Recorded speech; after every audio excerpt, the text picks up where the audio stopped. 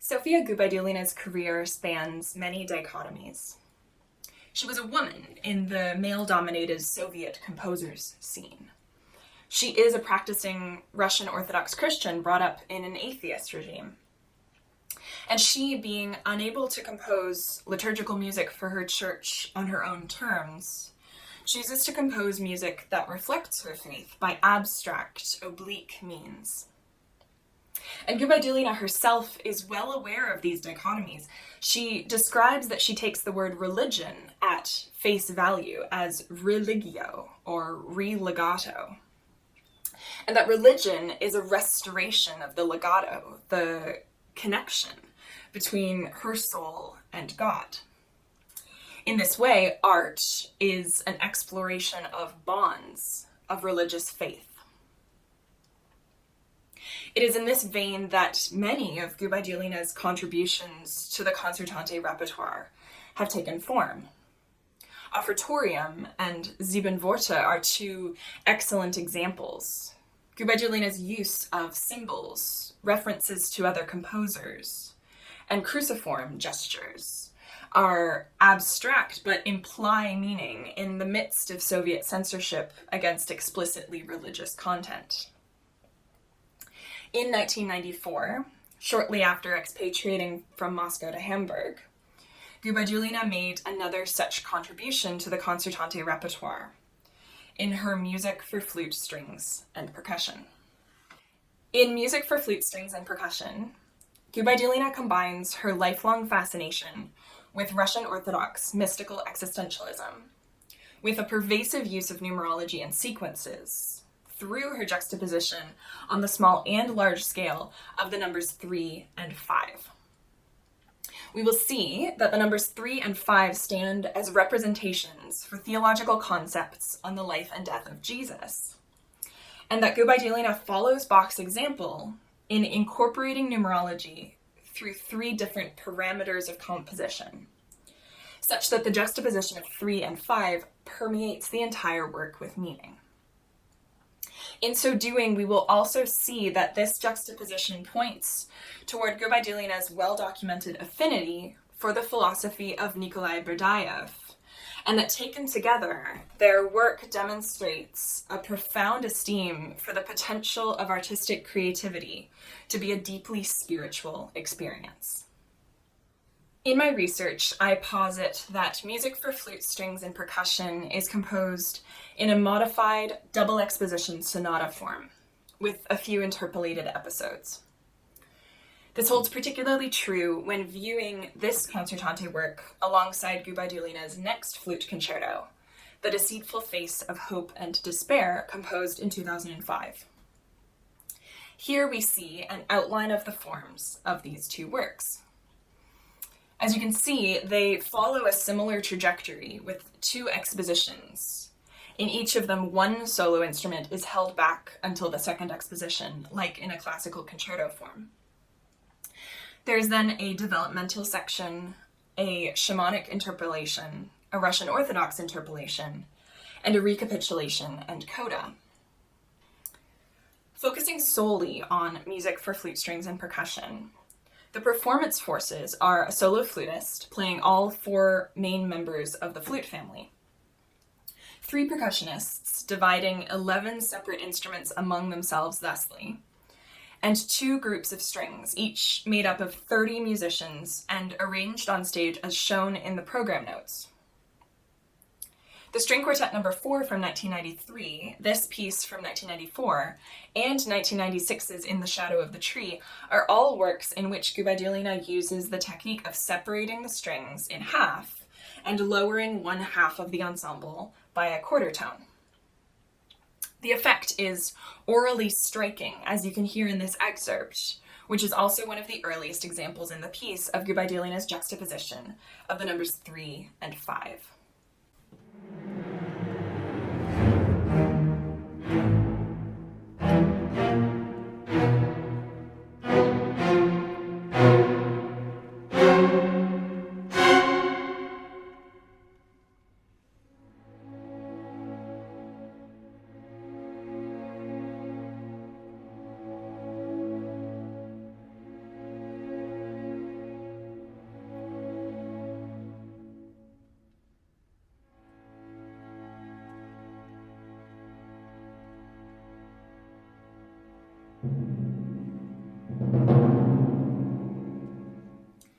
So why are the numbers 3 and 5 so significant?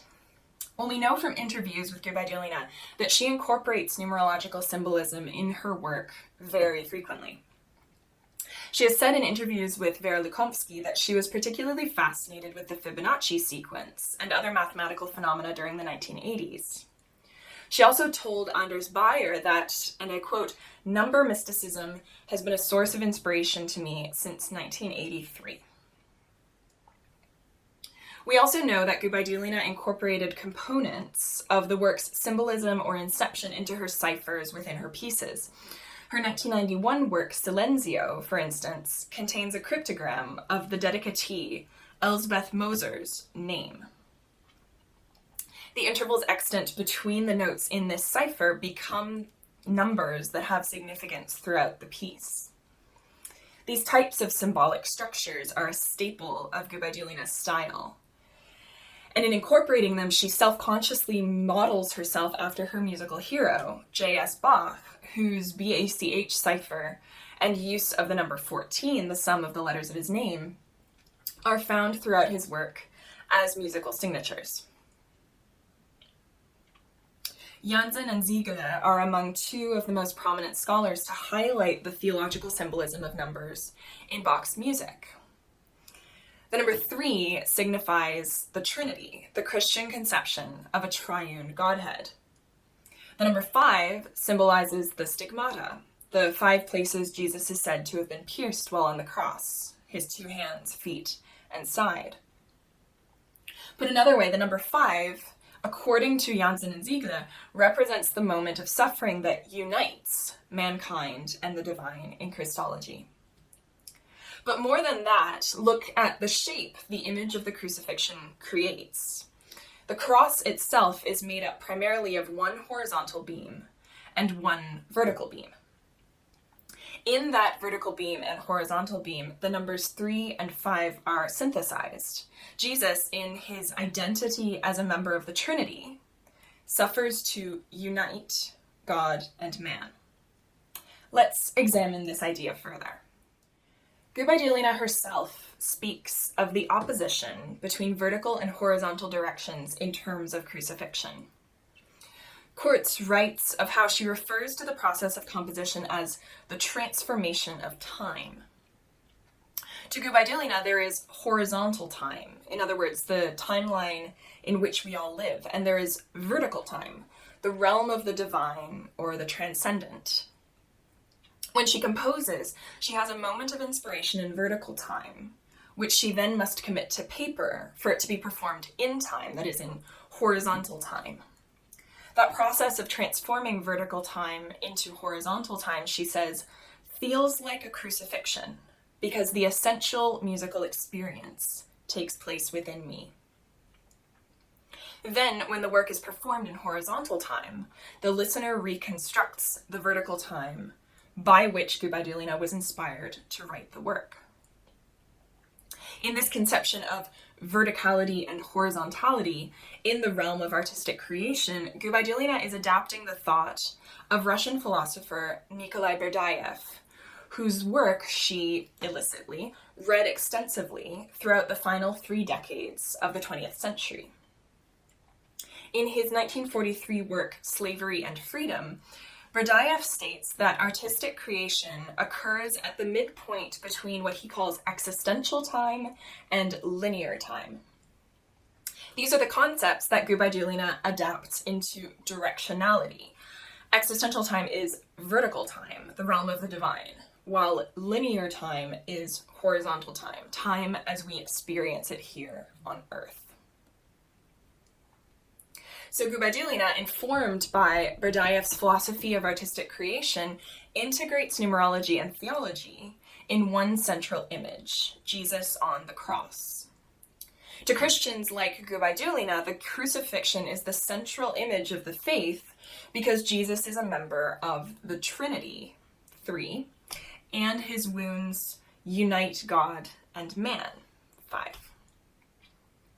And the shape of the cross itself is an integration of vertical and horizontal axes, with Gubaidulina describing the integration of the time planes those axes represent as her own experience of symbolic crucifixion as a creating artist. Keeping in mind the importance and significance of the numbers 3 and 5, let's look at 3 important parameters of Gubaidulina's music for flute strings and percussion, to which I've assigned the names statement, rhythm, and structure, which reflect these numbers and their juxtaposition. And just to give context of where I'm drawing these parameters for the examination of numerology in this type of music, Friedrich Sment published his essay Luther und Bach in 1947, stating that the possible musical uses of the symbolic number are literally inexhaustible. He highlights the particular use in the music of Bach of considering those numbers which have significance in either the biblical or the ecclesiastical tradition. And to further add to this framework, we should take into consideration that Gubaidulina stated in 2001, quote, "The numbers mean more than I can say. To become aware of the inherent proportions between bodies of sounds has become highly significant to me, an important challenge that helps create the specific form of a piece." It becomes apparent that this approach brings out hundreds of interesting constructions, and that different combinations of various types of constructions in distinct layers of a musical work lead to collisions that we can perceive as culminating moments charged with suspense. The first technique Gubaidulina uses to depict the symbology of 3 and 5 within the structure of this piece is the use of the sum total of statements, appearances, or alternations to suggest a number. We already saw this earlier in the section at number 9. So we have these very clear divisions between 3 punctuated chords, 3 more, then 5, a long rest, and then 5 alternating chords between the 2 orchestras, followed by some 3-note gestures. This is clearly a superficial technique in the sense that it is immediately perceptible to the listener's ear, unlike some of the other techniques we'll encounter. We also see in the form diagram that Gubaidulina uses several such motifs as foreshadowing for later, more culminating sections, such as the 3-note timpani motif, which you saw at number 11, which reappears periodically until the shamanic episode as part of the ostinato. So here at number 66, we have the same figure. It reappears at 67, again at number 70, and onwards until number 92, where it becomes the ostinato that drives the section forward. If we jump to the end of the work, we see that it also concludes with groups of 3 and 5, and this synthesizes the force that has been driving the narrative of the work from both time-related and philosophical perspectives. So throughout the work, we have these appearances of 3s and 5s in juxtaposition as individual groupings of notes or chords, separated by silence. The next means whereby the numbers 3 and 5 are opposed is as a polyrhythmic figure in a motif which appears at various points in the form of music for flute strings and percussion. This first appearance at number 12 is the first interaction between the flute soloist and the strings in the piece. Gubaidulina uses the legato texture of this gesture as a transitional device between sections to introduce new material, while also using the instability of a 5-3 polyrhythm to oppose the sense of stability that a more traditional texture creates in this context. Incidentally, this was the gesture that gave me the idea to look more closely at the relationship between 3 and 5 and jogged my memory about reading Siegele and understanding the connection between the concept that the numbers 3 and 5 represent. Within a piece in simple time, that is, not in compound time, it's quite an unusual polyrhythm, and that's what piqued my interest. It's also what led me to have my eyes open to seeing these numbers appear throughout the work, such as in this final example. The final parameter Gubaidulina uses to oppose 3 and 5 in music for flute, strings, and percussion is the use of these numbers in the structure of a section. And this is most prominent in the Russian Orthodox episode, which immediately follows the shamanic episode between the development and the recapitulation. In this section, which features only strings, so no percussion or solo flute, Gubaidulina uses homorhythm and parallel motion to evoke the texture of obechod-style choral singing. This is here a very abstracted iteration of the same texture that Rachmaninoff and Tchaikovsky incorporated into their Russian liturgical music. Immediately at the beginning of this section, Gubaidulina establishes a musical period. She creates phrases of 2 3-beat bars, a 5-beat bar, a 3-beat bar, and a 5-beat bar. 3 successive statements of this pattern establish a characteristic transitional device between each period. The chromatic descending pattern into a tie in the second orchestra always signals a renewal of the cycle. So at number 97, when a measure of 4/4 appears, this pattern is interrupted, and we must reinterpret the phrases created in accordance to the appearance of that 3-note to held note motif, which now begins appearing in the first orchestra.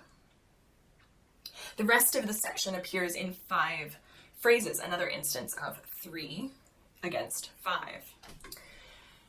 To confirm that the initial period made up of bars of 3 and 5 does indeed continue to govern the structure of the second half of the section after the appearance of the 4/4, we can look at the total number of beats in each section. The first half has 57 beats, 19 times 3, 19 being the total number of beats in one period. And the second half has 76, which is 19 times 4. So even though the divisions are no longer regular, as they were in the first section, the number 19, made up of 3s and 5s, continues to govern the structure of the entire episode. What is the net effect of all these examples? Well, in a manner not unlike how Bach signed his Soli Deo Gloria, so too did Gubaidulina state in 1998, "As I understand it, I've never written non-religious pieces." Let's return to an image from earlier. Gubaidulina's use of the tension and opposition between the numbers 3 and 5 throughout music for flute, strings, and percussion points to a series of unions. At the center is the union of God and man in the moment of the crucifixion. But she also, in her incorporation of shamanic and Russian Orthodox episodes in this piece, unites 2 disparate spiritualities within one artistic statement. The 2 orchestras, separated by a quarter tone, are also united in this musical statement. And these are all central to one of Gubaidulina's core tenets, that the word religion's true meaning is as religio, re-legato. As she puts it, a restoration of legato between my soul and God. By creating, through our art, we strive to restore this legato. This is a lens through which we can perceive all religious symbology by composers who profess a faith. If art is a vessel through which they restore their connection with God, in Berdyaev's terms, they access essential time and transmute it into linear time through their works, then it falls upon us to pay attention to the means whereby they use that symbology and the intentionality with which they convey layers of philosophical and sociological meaning through their musical opus. It may not always be through numerology, it may well be through other means, but whatever the case may be, by making these discoveries, we delve deeper into the forces that propel artistic creation forward in the 21st century and beyond.